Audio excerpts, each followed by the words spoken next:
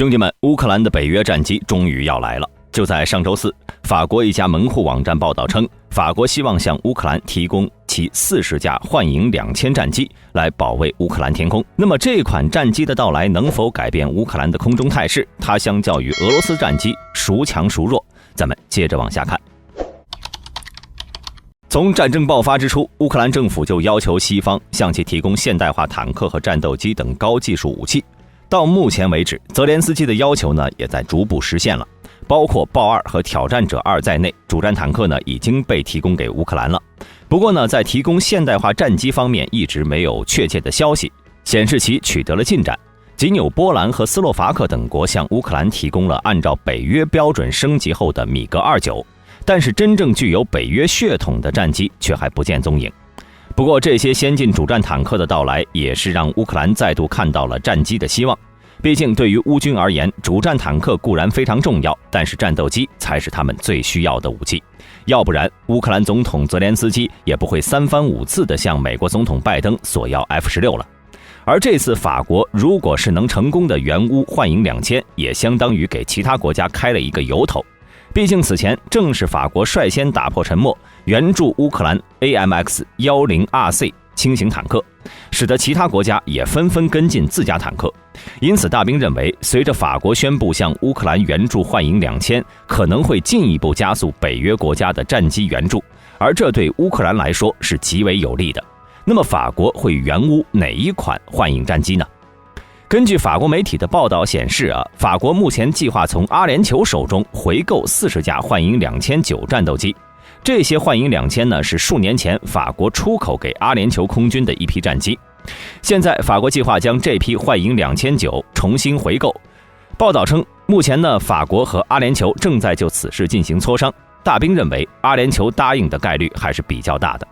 毕竟就在前年，阿联酋才斥资140亿欧元向法国订购了80架阵风战斗机，首批交付时间预计在2027年前后。除了尚未到货的阵风，阿联酋空军目前还有几十架 F-16。对于阿联酋这样的小国来说，只要不发生大规模战争，现有的 F-16机队就足以满足自身需求了。等到阵风开始交付之后，阿联酋空军的战斗机将会非常富裕。到这个时候，阿联酋空军如果是选择向法国转卖幻影2000，不仅能处理掉这批旧的战斗机，而且能得到一笔不菲的收入，何乐而不为呢？除此之外，也不排除法国从其他国家购买的可能，其中希腊或者印度尼西亚都被法国列为潜在的目标。再加上法国本身也拥有68架幻影2000D 和24架幻影2500，两者相加的情况下，援乌40架幻影对法国而言还是很轻松的。而与该消息形成呼应的是，乌克兰飞行员已经训练使用法国战机1个半月了。对于他们训练的决定是在2月8号乌克兰总统对法国进行正式访问前不久做出的。那么幻影2009的实力究竟怎样？它能战胜俄罗斯战机吗？幻影2009是法国达索公司在幻影2500的基础上研发而来的，其空战能力和对地攻击能力有了新的提高，最大速度 2.2 马赫，作战半径740公里，是一款优秀的多用途战斗机。而相较于前辈幻影2500，幻影2009呢移植了阵风战斗机的模块化数据处理器，这和 F-16战斗机借用 F-22战机上的模块化任务电脑有异曲同工之妙。早期的战斗机任务电脑信息储存量小，所以当战斗机外挂武器日新月异时，任务电脑的容量很快就会达到饱和，无法操作新的武器。比如 F-16在海湾战争中便曾经被迫去除部分旧武器资料，以容纳新的武器参数。不过随着近年来计算机技术迅猛发展，使得现代的军用电子元件的性能得到大幅提升，像 MDPU 和 MMC 这样的军用电子元件就使任务电脑的信息容量和处理速度成倍增加。比如 MDPU 就使得幻影2009的运算能力提高了600倍。除此之外呢，法国还给该机加装了流星标定与导航加仓，与幻影2000地形使用的 ALTIS 激光目标指示加仓和 PDLCT 激光目标指示加仓相比，流星呢在搜索、标定、飞行导航支援、侦察等功能上都进行了再度增强，并且法国还考虑到未来的升级需求，将其以模块化方式进行开发。在对空模式天气良好的情况下，刘星能够发现38公里外的空中加油机大小的目标，能够显示出清晰更高的影像。只不过呢，它前端用于观测的玻璃镜片比较娇气，因而提升了维护成本。除此之外呢，这款夹舱还可以将激光照射的信息发送给空中和地面的友军单位，说白了就是可以同时为友军携带的炸弹进行指引。另外，由于此前的幻影战机机翼下只有2个大挂点，挂了空对地武器就不能挂油箱了，严重缩短了对地打击半径。因此，达索公司为幻影2009研制了一种独一无二的机腹挂架，可以双联装方式挂载2枚226公斤的激光制导炸弹，从而使其多功能作战能力接近了 F-16的水平。在空对空武器上，幻影2009可以发射 R530 中距空导弹以及阵风所使用的米卡导弹。后者的主要特点呢是将中距拦截和近距格斗双重任务集一身，而不是像俄罗斯的空导弹那样单一。米卡导弹采用可互换使用的主动雷达和被动红外导引头，这也进一步扩大了该导弹的战术使用范围。另外，该机也可以与美式导弹通用，这对于缺少空导弹的乌克兰而言无疑是一大优势。而该机安装的 RDY2 雷达可以在150公里的距离上发现战斗机大小的目标，跟踪8个目标的同时，并对其中4个发起攻击。同时，法国还对该机的对地性能进行了改良，该雷达增加了地面活动目标指示能力。它和一般的战斗机雷达的空中活动目标指示能力不同，由于地面车辆的移动相对于飞机而言非常缓慢，所以一般战机雷达都会将车辆的信号和地面其他各种信号一并滤除。但是 GMTI 使用更精确的滤波技术，可以将车辆回波从各种信号中剥离出来。海湾战争中，E8便是用这种能力掌握了伊拉克部队的移动。当时的 F-16也是依靠着 GMTI 的能力猎杀伊军车队。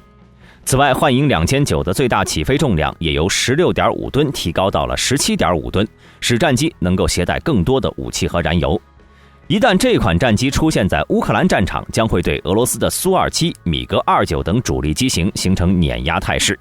相比苏27这种主要负责夺取制空权以及主打火力支援的米格29，幻影2000可谓是全方位碾压。俄罗斯米格29战机与其相比起来呢，就要逊色许多了。首先在航程上，米格29是出了名的机场保卫者，腿短是出了名的。再有就是远距离截击性能上，米格29的雷达性能非常有限，操控繁琐，超视距作战能力聊胜于无。这和幻影2000在设计时重视人机工程、重视火控系统和电子设备的做法形成鲜明对比。幻影2000的设备理念是大量内置，无需借助外挂即可达到一定的电子对抗能力，要比俄战机强出太多。就连俄军的苏35战机有不少电子产品都是向法国采购的。而且俄罗斯在电子方面的落后呢，也是出了名的。特别是飞机使用的航电系统，战机航电系统是一个非常复杂的系统，包括了卫星导航、相对定位系统、